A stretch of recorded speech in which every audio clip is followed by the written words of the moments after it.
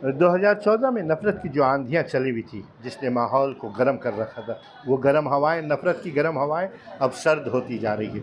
मैं कल एक रिपोर्ट देख रहा था जिसमें हर्षवर्धन मंडल राज्यसभा के एमपी हैं, मनोज झा राज्यसभा के एमपी हैं, वजाहत हबीबुल्ला एक्स इंफॉर्मेशन कमिश्नर हैं। इन लोगों ने एक फैक्ट फाइंडिंग रिपोर्ट तैयार की जो बुलडोज़र की कार्रवाई एकतरफ़ा 80 और 20 में 20% लोगों के ख़िलाफ़ हो रही है, मुसलमानों के ख़िलाफ़ हो रही है, और ये मुसलमानों के ख़िलाफ़ इंतकामी कार्रवाई है। इस तरीके से association for protection civil rights APC ने अपने प्रेस कॉन्फ्रेंस में बताया है, जिसमें ये बताने की कोशिश की गई दो वाक़यात को। उदयपुर का एक वाक़या, दूसरा वाक़या छतरपुर मध्य प्रदेश का। उदयपुर में जिस मकान को गिराया गया वो रशीद खान का मकान, जिसमें किराए पर सलीम खान रहते थे। सलीम खान के लड़के से किसी दूसरे समुदाय के लड़के से कोई हाथापाई हुई, चाकूजनी की वारदात हुई, जिसमें छोटा मोटा फसाद हुआ, जिसके बाद वहाँ इंतजामिया ने रशीद खान के मकान को गिरा दिया।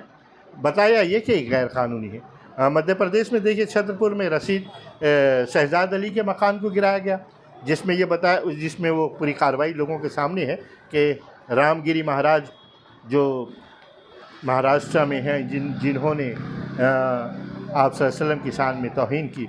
इत्तेफाक से देखिए कि यहाँ का सीएम उनकी हिमायत में आता है और ये कहता है कि इनके बाल को बाका नहीं किया जा सकता, कोई हाथ नहीं लगा सकता, हम इनके साथ में।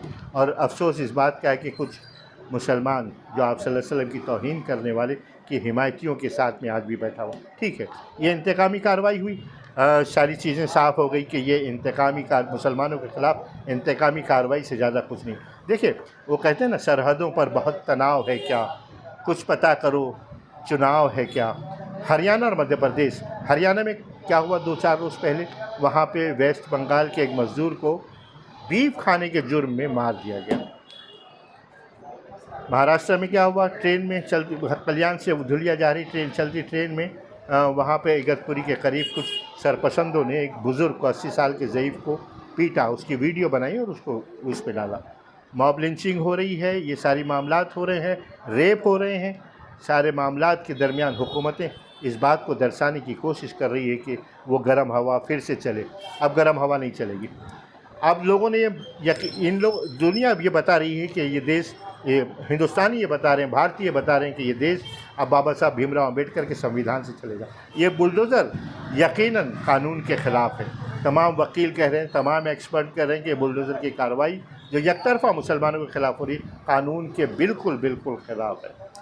ठीक है, ये इंतकामी कार्रवाई कर रहे हैं। आसाम का चीफ मिनिस्टर ऐलान ये कहता है, हिंदू मुसलमानों में नफ़रत की बात करता है, फिर भी लोग खामोश हैं। अच्छा, मीडिया की देखिए, जो ये मीडिया है आज ये बुलडोज़र पे बैठा हुआ गोदी मीडिया बना हुआ है ना। मीडिया ने कुछ आवाज़ उठाई। अच्छा, अपोजिशन से भी कुछ वो है कि जिस तरीके से इन कार्रवाइयों के ख़िलाफ़ आवाज़ उठनी चाहिए थी, कई वाक़यात हुए।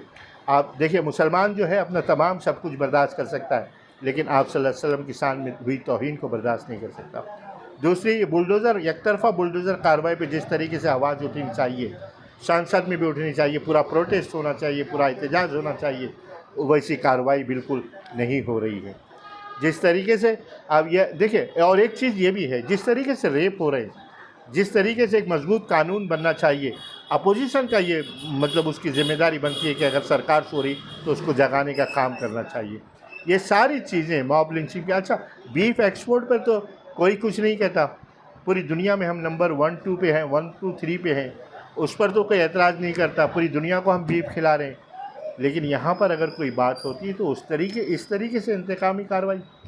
आप नफ़रत के बाज़ार आज लोग समझ चुके हैं कि अब ये नफ़रत का बाज़ार बंद होगा, क्योंकि यहाँ मोहब्बत की दुकान खुल रही। देखिए, ये सूफ़ी संतों का देश है, ये गंगा जमनी तहज़ीब का देश है, ये सांझा वरासत का देश है।